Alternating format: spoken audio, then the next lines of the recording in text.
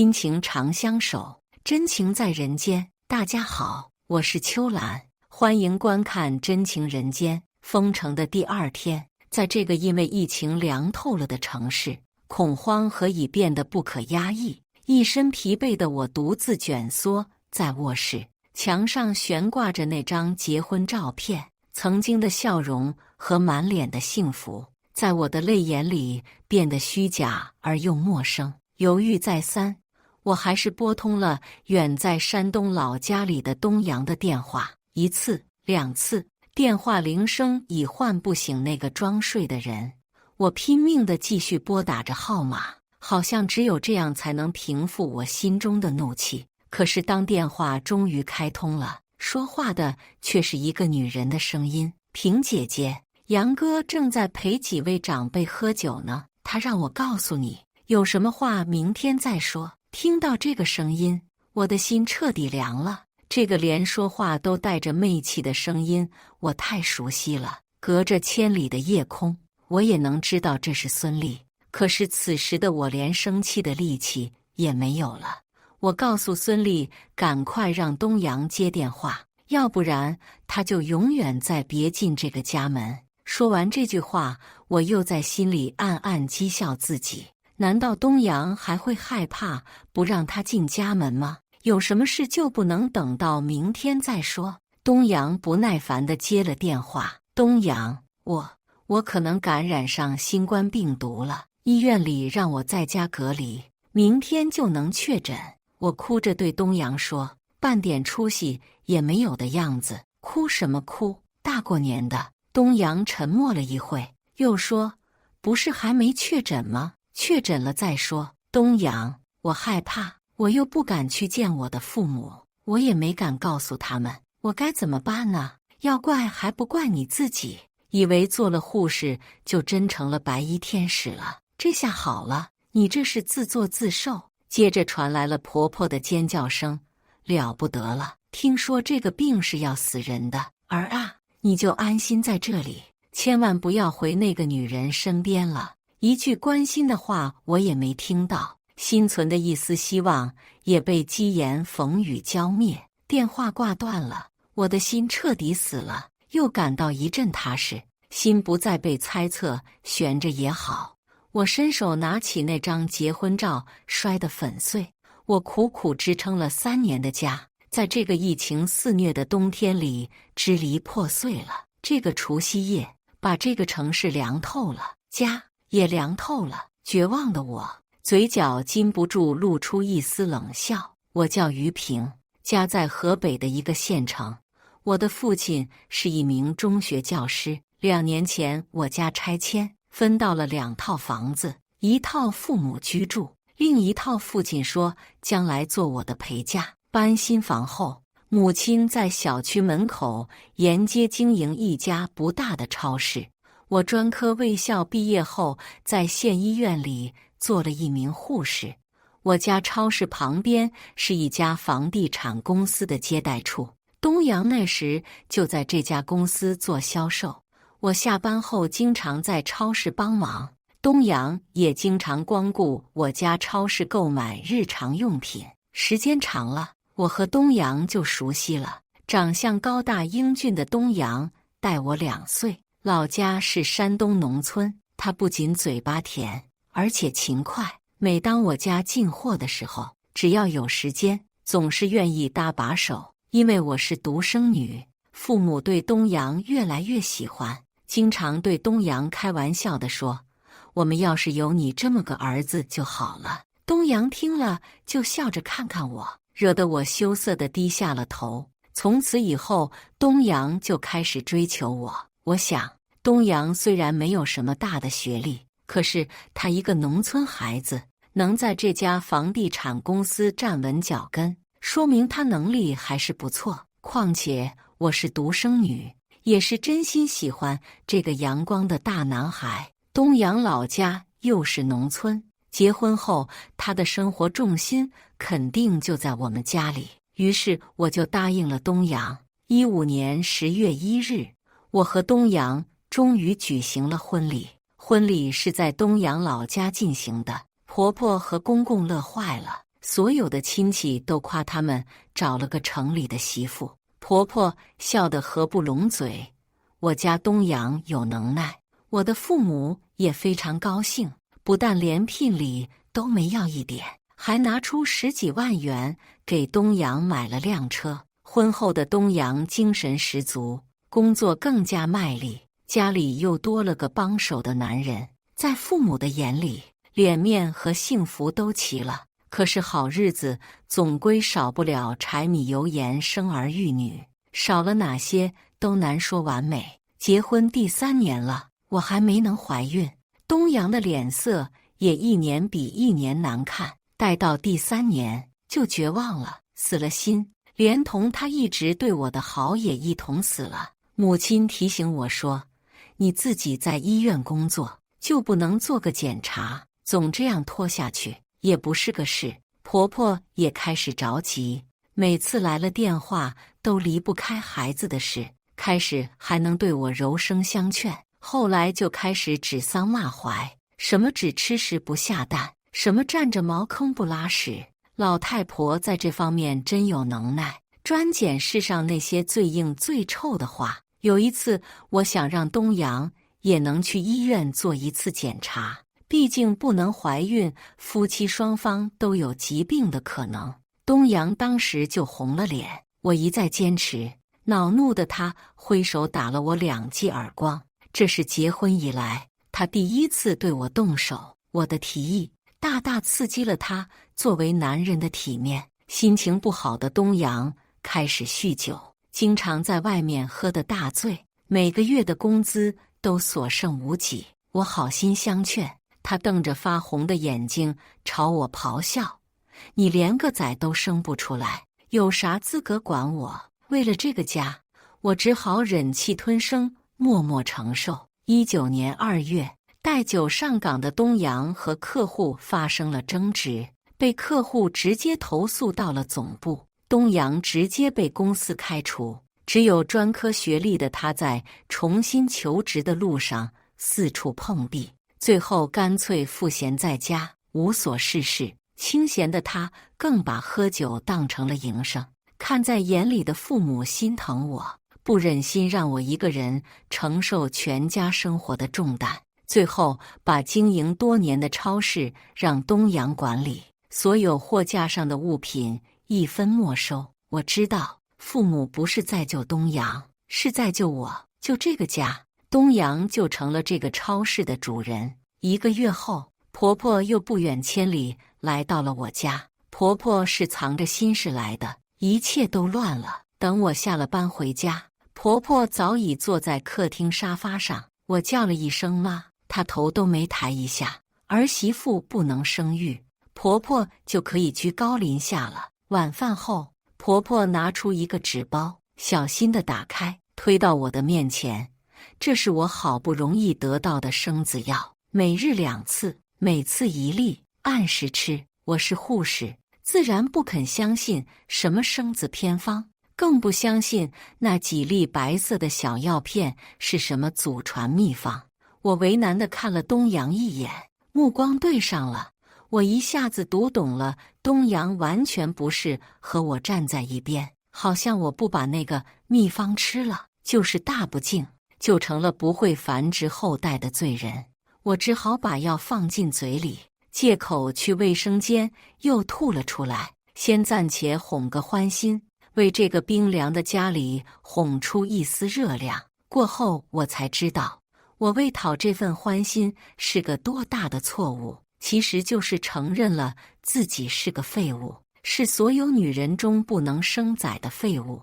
我傻得宁愿在自己脸上贴黑，只为讨一份暂时的欢心。第2天，我就从药房拿了一些维生素片，这些药片在表面上可以和婆婆的秘方以假乱真，我这是占了我做护士的便宜。3个月后，我还没有怀孕的迹象，婆婆骂我的肚子太不争气了，明明是几千元钱买来的秘方，明明是老家里谁家的媳妇吃了药，来年就生了个大胖小子，到了我这里咋就没用了呢？我暗自发笑，看起来世故颇深的婆婆，其实一个小伎俩就可以把她打败。我希望盼子无望的婆婆赶快走人，我们家里已经够乱了。可是婆婆却没有要离开的意思。有一天晚饭后，婆婆说和我商量个事，眼里有那么一点讨好我的意思。东阳的表妹孙俪想到这里打工，你能不能给想个办法？好啊，现在只要肯吃苦，工作还是好安排。我看着婆婆说，听说我们这个小区正招聘清洁工，要不您让她来试试？哎呦喂，人家细皮嫩肉的黄花大闺女，哪能做那种苦差事？婆婆生气地瞪了我一眼，你自己是个没出息的小护士，心里竟是这种下三滥的工作。旁边的东阳接着说，妈，要不就让表妹到我的超市里帮忙吧，我自己一个人累死了。好，还是男人办事周到，就这么定了。这事是不是问问我吗？我感到心里不妥。再说，孙俪到底是个什么样的人啊？一个乡下姑娘能行吗？问什么问？你妈不是把超市给了东阳了吗？这个主我还是做得了的，就别去麻烦亲家母了。为了不让婆婆生气，我又一次做了妥协，心想，来就来吧，总能减轻一下东阳的负担，实在做不好再说。3天后，孙俪就进了我的家门，还在我家住下了。初次见到孙俪，我不得不为孙俪的美貌赞叹。高挑的个子，丰满的身材，外加一副白里透着红晕的俊美脸庞，孙俪是个善谈的女孩，手脚又勤快，和我内向的性格成了鲜明的对比。往往是在一个饭桌上，东阳和孙俪总有说不完的话，而我好像成了局外人。每次早饭后，两个人有说有笑的一同去了超市，中午也不再回家。黑天后，超市关门，二人再双双回到我的家。在外人看来，他俩和一对夫妻没有什么两样。婆婆也像变了个人似的，之前从没在我家下过厨房的她，把早饭和晚饭都做得十分丰盛。我暗自计算了一下，每天的生活费都不会低于100元，这是我们家从未有过的奢侈，并且婆婆再也不提关于生孩子的事情。我心里渐渐感到了不妥。凭着一个女人的敏感，我隐约感到孙俪表妹的身份有假，可是我又毫无证据。日子就这样过着，直到20年1月中旬，突如其来的疫情笼罩了这个小城。医院所有的医生护士忙得连轴转，每天都是加班加点的忙碌。我一方面在医院不停地忙碌，又嘱咐东阳赶快把超市停止营业，在家里哪里都不要去。几天几夜的连轴转，本就瘦弱我不堪如此巨大的工作量，最后连走路的力气都没了。院长通知我做好防护，可以回家休息一夜。当我拖着疲惫的身躯打开房门，眼前的一幕把我惊呆了。婆婆的房间早已熄灯，孙俪正躺在我的床上，身上还穿着我的睡衣。卫生间的门虚掩着，隔着门缝，东阳正在洗澡。孙俪看到我突然回来了，脸上露出尴尬的表情，连句话也没说，匆匆去了自己的房间，关上了门。我猛地一脚把卫生间的房门踹开，大声问东阳到底是怎么回事。东阳满不在乎地说，不就是穿了你的睡衣在床上躺了一会吗？你发什么疯？我的睡衣他都可以穿，我的男人是不是他也可以睡啊？你胡说什么？孙俪是我的表妹，你不要胡说八道的。婆婆也从房间里出来呵斥我，你回家干什么？会不会把病毒带到家里？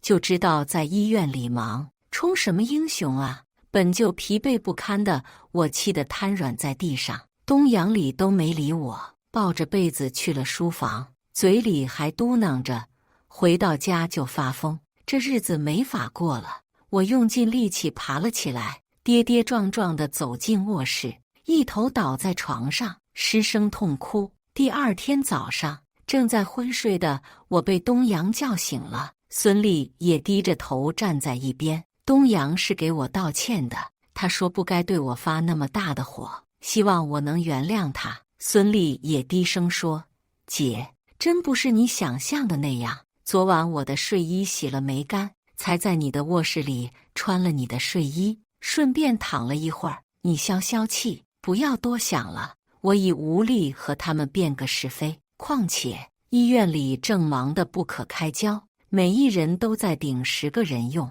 今天我还要尽快回去顶替那些几夜没合眼的同事。”我保持了沉默。疫情如此严重，所有的私事都要暂且放一放。既然做了一名护士，在人们最需要我们的时候，都要对得起这个职业，对得起自己的良心。当天我又回到了医院，那些家庭琐事我真的无暇顾及。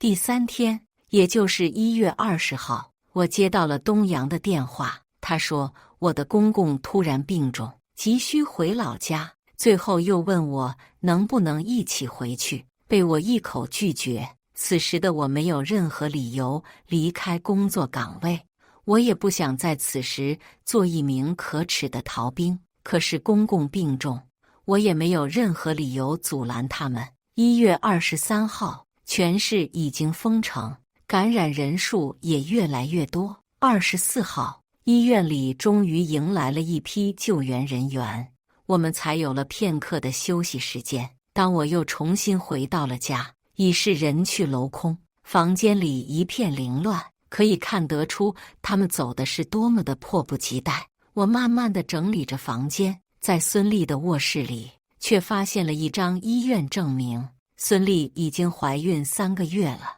那张证明就那么大大方方地躺在那里。很显然，这是孙俪故意留给我的。证明的下方写着：“婷姐，我已怀了东阳的孩子，请你成全我们。”我看着这张证明愣了，继而凄惨地笑了。孙俪怀了东阳的孩子，还3个月，从头到尾都是婆婆安排好了的，都在演戏，为了找个离开的借口，不惜诅咒自己的父亲病重，够狠心，也够无耻了。